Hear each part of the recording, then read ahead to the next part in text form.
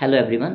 So today we are going to discuss a new topic in geography, that is what is the difference between an estuary and a delta. So in order to understand the difference between an estuary and a delta, we should know कि estuary और delta ये दोनों बनते कहाँ पे हैं. Both estuary and delta are formed at the mouth of the river. Means कि जहाँ पे एक रिवर किसी लार्जर बॉडी में ड्रेन होता है या एक रिवर वाटर किसी ओशियन या सी से मिलता है, उस प्लेस पे या तो एस्चुरी बनती है या डेल्टा बनता है. अब इन दोनों में डिफरेंस क्या है, that we will try to understand. अगर हम एस्चुरी की बात करते हैं, एस्चुरी में the sea water mixes with the fresh water. The sea water mixes with the fresh river water and makes it saline, उसे नमकीन बना देता है. अब जब ऐसा होता है then an estuary is formed and the process of estuary is, जब भी किसी भी रिवर का जो लेंथ होती है वो स्मॉल होती है, फ्लोइंग लेंथ, एंड वो अपने साथ ज़्यादा सेडिमेंट्स नहीं कैरी करती है, तो जो रिवर की स्पीड होती है वो बढ़ जाती है because it is not carrying any sediments. अपने साथ वो कोई भी चीज़ नहीं लेके आ रही है, सॉइल लेके नहीं आ रही है due to soil erosion, right. Then इस सिचुएशन में रिवर की जो स्पीड बड़ी होती है वो डायरेक्टली जाके मिल जाती है सी वाटर से, जिससे कि एक एरिया बनता है जिसे हम कहते हैं एस्चुरी. वहीं अगर हम डेल्टा की बात करते हैं, then delta is a area of a triangular shape.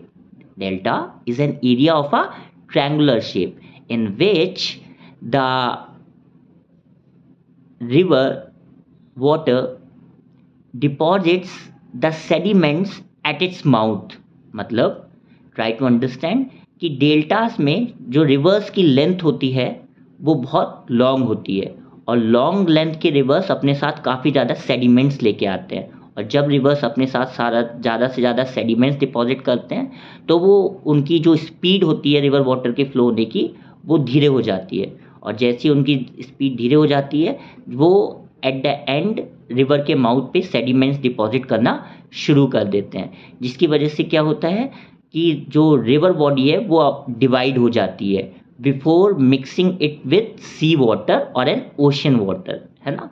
सो अगर हम एग्जाम्पल्स की बात करें कि ऐसे कौन से रिवर्स हैं जो एस्चुरी बनाते हैं और ऐसे कौन से रिवर्स हैं इंडिया में जो डेल्टा बनाते हैं, तो एस्चुरी बनाने वाले रिवर्स का नाम है नर्मदा, ताप्ती, मांडोवी, और डेल्टा बनाने वाले रिवर्स का नाम है गंगा, ब्रह्मपुत्र, गोदावरी, कृष्णा एक्सेट्रा. जैसा कि हम समझते हैं कि जब माउंटेनियस सीजन से पानी फ्लो होता है, मींस जिन एग्जाम्पल्स की बात करी हमने डेल्टा में, वो सारे के सारे रिवर्स माउंटेन रीजन से ओरिजिनेट होते हैं और बेसिकली हिमालयन माउंटेन से ओरिजिनेट होते हैं. सो ये रिवर्स अपने साथ काफ़ी ज़्यादा सेडिमेंट्स लेके आते हैं. और वहीं जिन रिवर्स की हमने बात की थी एस्चुरी में, ये सारे सदर्न रिवर्स हैं या सदर्न इंडिया के रिवर्स हैं जिनकी जो लेंथ होती है वो कम होती है, इसलिए वो ज़्यादा सेडिमेंट्स नहीं लेके आते हैं. एक और डिफरेंस है दोनों में, एस्चुरी और डेल्टा में, कि डेल्टा वाला रीजन फर्टाइल लैंड बनाता है जिसमें हम एग्रीकल्चर प्रैक्टिस कर सकते हैं या we can practise agriculture in that field, right.